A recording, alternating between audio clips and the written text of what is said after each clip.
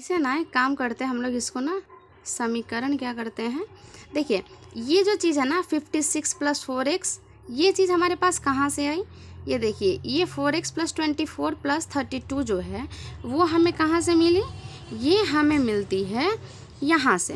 देखिए इन सब का वैल्यूज़ रखते हैं तो ये मिलते हैं 56 + 4x हमें कहाँ से मिलता है, इधर से, जब हम लोग एरिया निकाले थे ना, इधर एरिया उससे मिलता है। अब हम क्या कर देंगे ना, उसको इक्वेट करेंगे एक दूसरे के साथ, ठीक है।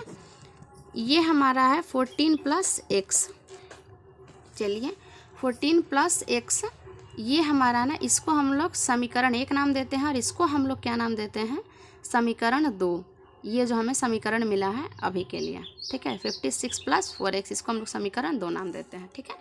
चूँकि ये भी हमारा क्या है, एरिया ऑफ ट्रायंगल, ये भी हमारा क्या है, सारे ट्रायंगल के एरिया को जोड़ा गया है, मतलब कि क्या है कि दोनों इक्वल हो जाएंगे। अगर मान लीजिए कि हमारे पास क्या है कि एक रोटी है, ठीक है, तो इसका मान लीजिए कि 25 सेंटीमीटर स्क्वायर इसका एरिया आता है और आप इसको 4 भाग में डिवाइड कर देते हैं, तो इसका क्या मतलब है कि ऐसे अगर 25 सेंटीमीटर स्क्वायर आ रहा है, मतलब क्या है कि ये जो चारों भाग को अगर इंडिविजुअली जोड़ दिया तो हमें क्या मिल जाएगा, 25 सेंटीमीटर स्क्वायर मिल जाएगा, ठीक है। तो यहाँ पर भी हम लोग क्या करें ना, सेम कॉन्सेप्ट को यूज कर ले रहे हैं, ठीक है। तो हम लोग यहाँ पर क्या कर रहे हैं, इक्वेशन 1 और 2 को एक दूसरे के इक्वल कर रहे हैं, ठीक है। तो इतना और 48x, ये हमारा क्या आया था, पहले आया था क्या, एरिया आया था पूरे ट्रायंगल का, और अब हमारे पास कितना आ गया है, 56 + 4x, इसका स्क्वायर। अब इसका स्क्वायर देखिए, ये तो हमारा इतना ही है, सेंटीमीटर स्क्वायर है ये। अब ये क्या है, आपके पास रूट में है और ये नॉर्मल है, तो अब क्या करेंगे, दोनों साइड में अब क्या करेंगे,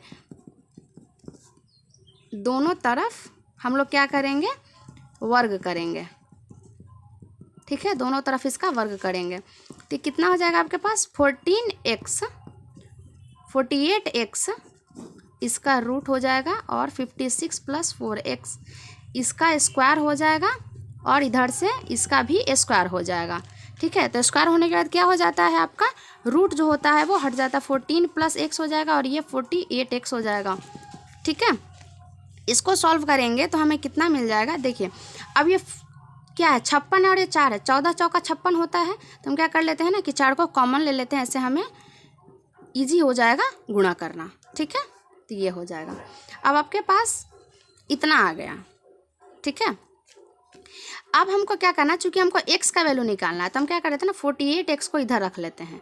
अब 4 हमारा क्या है, एज ए कॉमन है, और 14 + x उसका स्क्वायर है, और जब ये जो चीज़ है हमारा 14 + x ये नीचे आ जाएगा, मल्टीप्लिकेशन में इधर आएगा तो क्या हो जाएगा, डिवीजन में चला जाएगा, तो एक इससे कट सकता है, एक स्क्वायर जो देखिए, स्क्वायर का मतलब क्या होता है, हमारे पास 14 + x × 14 + x होगा, तो एक अगर हमारे पास नीचे में 14 + x है तो ये कैंसिल आउट हो जाएगा ना, इसी तरीके से एक कट गया और एक क्या बच गया, 14 + x हमारे पास एक बच गया, ठीक है।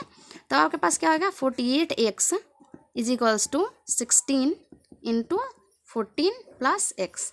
अब ये 16 कैसे आया, क्योंकि ये स्क्वायर है इसका, ठीक है, तो 4 चौका 16 आ जाएगा, 4 चौका 16 होगा ना, और इसका एक बच जाएगा, ठीक है। चलिए अब हम लोग इसको क्या करेंगे ना, सॉल्व कर लेंगे। अब ये हमारा हो गया 14x और ये हमारा 16 में 14 से जब हम लोग गुणा करेंगे तो हमें मिलता है 224, और ये हमारा कितना हो जाएगा, 16x हो जाएगा, 48x और -16x = 224। 48 में से 16 को माइनस करिए, 8 में से 6 गया 2, 4 में से गया 3, 32 आ गया, 224। x बराबर कितना हो जाएगा, 224/32, 7 बार में कटेगा, 7 सेंटीमीटर x आ गया, ठीक है।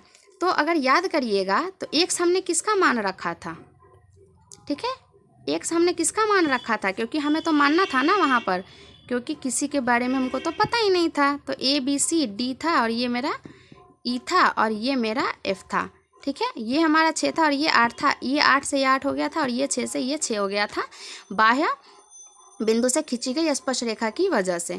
इसको हमने x माना था तो ये भी मेरा x बन गया, तो अब x का मान हमारे पास कितना आ गया, 7 सेंटीमीटर आ गया, ठीक है, इसका भी कितना आ गया 7 सेंटीमीटर आ गया।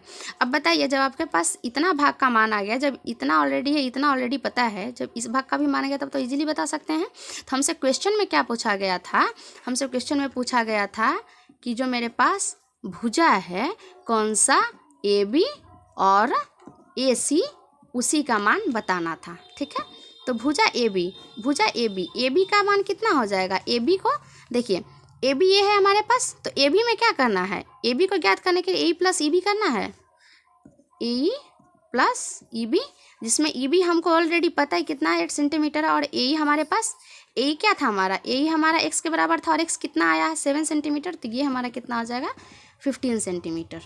ठीक है, तो हमने एक का आंसर फाइंड आउट कर लिया AB का। ठीक है गाइज, अब हमें किसका फाइंड आउट करना है, AB के बाद AC का। ठीक है, AC का देखिए AC कितना AC का होगा, AF प्लस FC।